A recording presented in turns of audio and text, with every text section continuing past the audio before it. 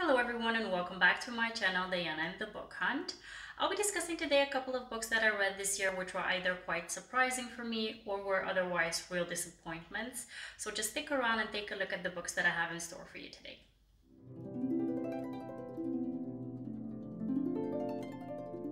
Before we go into the books, let's just do a would you rather question, something that I typically do at the start of my videos. I'm going to grab the questions that I have selected on here and just pick one of them. Just see what it says. Would you rather live in a romance or in a fairy tale? I'm probably going to sound a bit cheesy here when I say this, but I'm already living in my romance reality because I've been with my partner for many years and we have a beautiful life created together. So I don't want to experience something similar to that because I'm already living in it. So I'll probably pick the fairy tale, somewhere where I hope that I'll land in a world where it's going to be a magical experience, something that I've never encountered before, some characters that I can meet which I'll typically never meet in my life. So I'll probably go with the fairy tale on this one. Now that we've explored this very interesting question, let me tell you a bit about the idea that I have about this video. Originally, I wanted to do two separate videos where I do my surprising reads of 2021 and my disappointing reads of 2021. But what I started to notice when I started to make up the list for the books that I want to mention in those videos is that a lot of the books which were on those lists kind of were overlapping with the worsts of 2021 that I already did and the bests of 2021, which I'm going to do in a couple of weeks time. And I really want to avoid that. I really want to have content where I mention different types of books in my videos. I don't want to talk about the same books over and over again. I do know that I'm probably going to mention some books in different videos because they cover different grounds, but in this specific video I really wanted to avoid this. So what I decided to do is really combine the two videos together and do a surprises versus disappointments of 2021. I'm going to balance it out and do one surprising read versus one disappointing read, and I really do hope that it's going to be something that you enjoy and that you're going to be able to pick up a book based off of my enjoyment of it. Maybe you're going to enjoy it too, or otherwise avoid a disappointing read on the basis of my opinion as well. The first surprising read that I want to talk about is by Emma Scott, and the name of the book is When You Come Back to Me. I have to say that I read this book at the start of the year and I was in a bit of a melancholy mood. I wanted to read very emotional books, so I picked up a couple of Emma Scott books, I think like 4 or 5 in a row, and this one was by far the most impactful for me and the most surprising because it dealt with topics that I hadn't considered before. I have to say that this was my one of my first male romances that I read, and I'm so happy that I picked it up because it really opened my eyes towards specific topics that I hadn't considered before. The story is about Holden, who is from a well-off family, and they really have certain expectations of him, which do not include him being gay. So what they do is when he's quite young, they send him to a conversion camp in Alaska, which is absolutely abominable if you ask me. I cannot really accept or understand why a parent would do such a thing to their only child. So that was really very impactful for me. And then after the stint in the conversion camp, he's sent to a sanatorium in Europe where he needs to deal with the trauma that he experienced in the camp. And I think that he stays there for about a year and then he moves to the States to finish his last year in high school.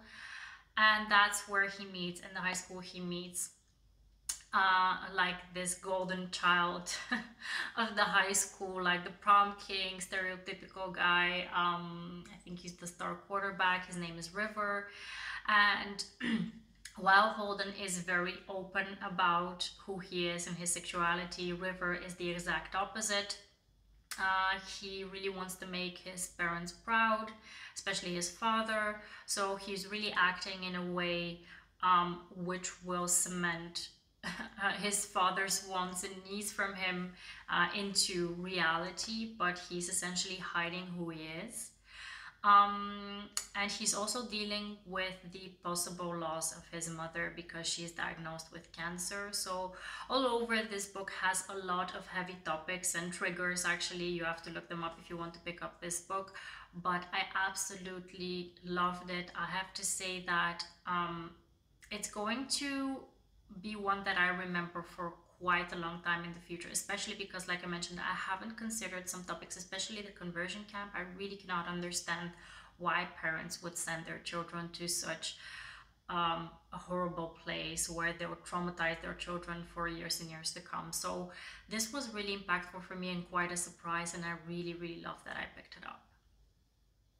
Before I go ahead and mention the first disappointment that I had for this year, I just want to clarify that most of the disappointments that I had, which are on this list, are enjoyable reads. They're not bad books per se, but I had anticipated reading most of them, and I had certain expectations, certain feelings about what I thought I was going to get when I read those books, and I just didn't, it didn't match up. It didn't kind of meet my expectations. So that's why they were disappointing for me. And the first book on this list is by Lyssa K. Adams. It's part of the Bromance book club series, the third book, and it's called Crazy Stupid Bromance. I have to say that the premise for all of the books within the series is so fun.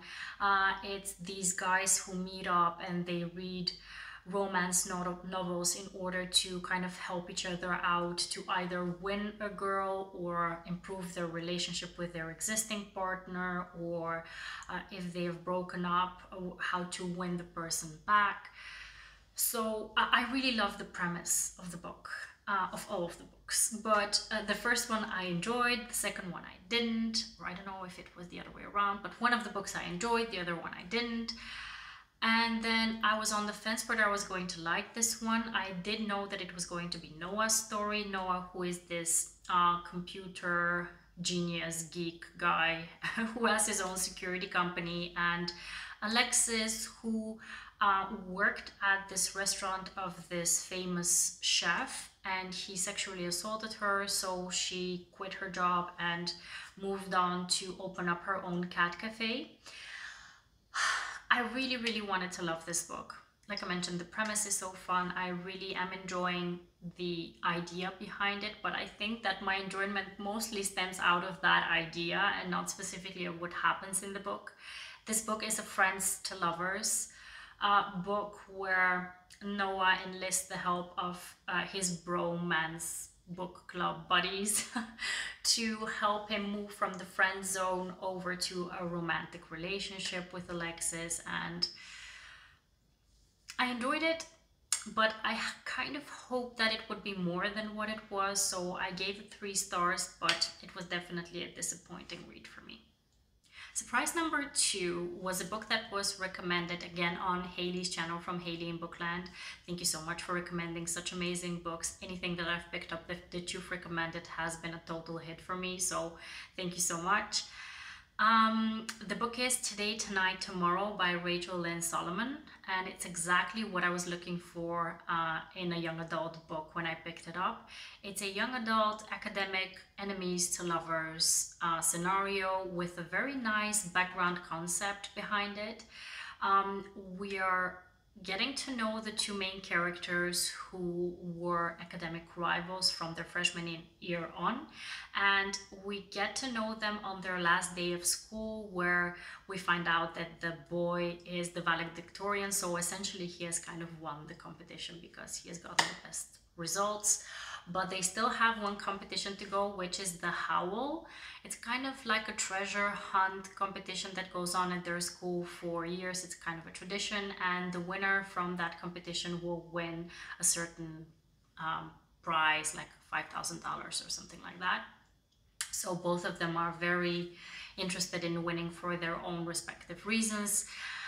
And what happens is essentially they start off playing their game alone, but eventually they kind of venture towards working together and they start to get to know each other a little better, which kind of creates for a lot of situations where they have to admit that they've actually always admired each other. And I absolutely love this concept. It was so cute and fun, and the concept of the howl was just amazing. So I absolutely love this book, and I'm definitely going to pick up other books by this author in the future. The second disappointment I'm going to talk about is a book which really pains me to say was a disappointment. It's Get a Life, Chloe Brown by Talia Hibbert, the first book off of the Brown Sisters series. I have to say that I have yet to hear someone in the book community talk badly about any of the three books, and I really expected that I would get a 5-star read out of this, and I really didn't. So I was really surprised that it was so disappointing for me. Maybe it just didn't work for me. I have to say, maybe it's just not the type of book which would entice me to really engage with it that much, but I just expected more out of it. It deals with Chloe, who is the oldest sister out of the three. She has chronic illness and she's been dealing with a bit of a situation where she had like a near-death experience, and after that experience she decided to make a bucket list for herself with certain items that she wants to accomplish and complete for herself to get out of her organized little life that she has. The first thing is to move out of her parents' house and move into live independently, and that's what she does, and that's where she meets Red, who is the superintendent at her new place where she lives. He is the guy who also kind of motivates and entices her to cross off other items on her bucket list. And it was a fun read, but I just really expected more out of it. I was also actually kind of doubting whether I should pick up the other two books within the series, and it took me quite some time to convince myself to read the second one. I did enjoy it a bit more than the first one, but it still wasn't a 5-star read for me. The next book on my surprises list is one which surprised me because I didn't know that this specific character was going to get his own story. Anyone who is within the book community has heard or has read Archer's Voice by Mia Sheridan. It's probably everyone's favorite book, maybe not favorite, but in the top 5 favorite books out of the romance genre, and it's absolutely a masterpiece. And anyone who has read that book knows that Travis is the bad guy within the book. And when you read Archer's Voice, there are no warm feelings towards Travis. There's no kind of redeeming qualities towards his character. So I was quite surprised when I when I saw that Mia Sheridan has written his book. The book starts with Travis being a couple of years ahead after everything that has happened in Archer's Voice, and I do have to say that I appreciate that he rehashes some of the things that have happened in the book previously in Archer's Voice. So you kind of get the sense that he has redeemed himself, and that he has moved on, and he has a good relationship with Archer and his family, and also with his community within the town. And the story really starts with him being satisfied with his life somewhat. He has the job, he has a beautiful community, he's made up with Archer and the family, and he has a girlfriend which he's thinking about proposing to her. But what happens is he finds out she's cheating on him with a new kid in town. And this new kid in town, he has a sister, and the sister, Haven, is Travis's love interest. They have such an interesting relationship with each other, the way that they meet, the way that they are forced to interact in certain situations, because there is a forced proximity factor which comes into the story. And I have to say that Travis really, in my opinion, he really redeemed himself as a character, and I am absolutely awed by the talent of Mia Sheridan that she was able to do that after I think that almost everybody loathed Travis after Archer's Voice. So I'm quite surprised that she was able to write such a successful book about this character. The next disappointment which I had, which is on this list, is probably the most disappointing read that I had for this year. It's Lore by Alexandra Bracken. Last year, I believe around this time, someone on BookTube was talking about this book and really kind of anticipating reading it as well. I don't remember who it was, but I went on to Goodreads to check it out, and I was so intrigued by the concept. It was something like The Hunger Games meets Greek mythology, and it was just so intriguing, so I really, really wanted to pick it up.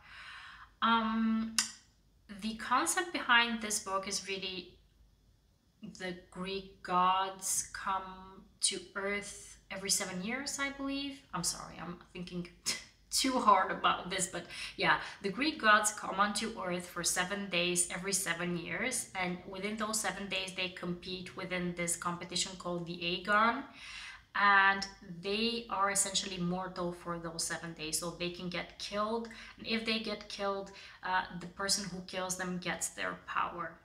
So the concept is really cool. I mean, I really, really anticipated reading this, and I thought that there was a lot of potential behind the concept of the story.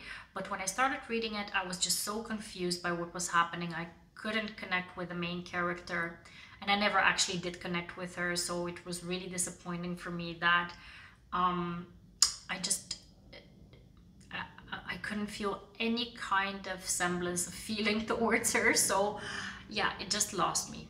It totally lost me by the confusion in the beginning, not being able to connect with Laura at all, and yeah, I'm just sorry to say I didn't like it. I gave it generously 3 stars, but I'm not sure it deserves it, to be honest. My last surprise of this year was by Elizabeth Acevedo, and the name of the book is Clap When You Land. I absolutely adored this story. It's a novel written in verse, and I picked up the audiobook for this, and I'm so happy that I did, because I believe that Elizabeth Acevedo is actually one of the readers, the voice actors within the audiobook, and it was just so wonderful. It was so beautiful. The concept behind this book is that there's 2 girls who lose their father in a plane crash, and one of them lives in the Dominican Republic, the other one lives in the States, and they essentially actually don't know that they share a father, that they're essentially half sisters. So when this plane crash happens, they find out about each other, and they essentially find out that their daddy, who is their hero in both their respective lives, has actually lied to them. It's just such a wonderful, painful kind of a discovery that they make for themselves, and the way that they are already kind of getting to a part in their life where they need to make adult decisions, even though they're not adult yet. It was just heartbreaking and beautiful, and the way it was written was so beautiful. I absolutely recommend this, and especially the audiobook for it. I really, really love this book. I give it, I think, 4.5 stars. It definitely deserves it, and I'll probably be thinking about this story for quite some time to come. The last disappointing read that I had this year is The Bride Test by Helen Hoang, which is part of the Kiss Quotient series. It's the second book. I liked the first story. I didn't really think it was a wow read, but I definitely wanted to pick up Kai's story. Kai is dealing with autism. He thinks that he's defective because he doesn't feel, and I think that especially his mother really wants to find him a girl, a bride, so that he can kind of explore the best parts of his life with a partner. And that's when she decides to go to Vietnam and look for a bride for him. She finds one in the face of Esme, who has kind of her own agenda. She has a child which nobody knows about, but she really wants to kind of give it a shot and try to explore any types of relationship or feelings that she may have with Kai. And I had so much fun reading Esme's story and Kai's story as well. I absolutely loved the story up until like the last 20 or 30 pages of the book. There were certain conflicts revolving around both characters, and all of the conflicts were resolved within one specific scene. That really bothered me so much that it impacted the whole enjoyment that I had of this story, and I was so pissed off. I was so upset because I really was invested in the whole story and the way that both of the characters got their development, and I was really upset by it. I have to say, I know that the Heart Principle, which is the third story, it's Kwan's story, came out this year, but I really have to think about when I'm going to pick this one up. I have to muster up the courage to see whether I'm going to be able to pick it up, because I've heard mixed reviews about that one as well. And I enjoy the writing so much, and then something comes in and ruins it, and I'm really so upset when something like that happens, because you're really invested in the story. And I'm just so sorry to say that it wasn't the 5-star read that I was thinking that I was going to get when I picked it up. That is all for today, my friends. Thank you so much for joining me. Please like my video and subscribe to my channel. Also leave a comment below which were your most surprising or most disappointing reads of this year. And stay tuned, because I'll be uploading very soon my new video where I'll be discussing my most anticipated books of 2022. As always, happy reading, have a wonderful, marvelous day, and take care. Bye-bye.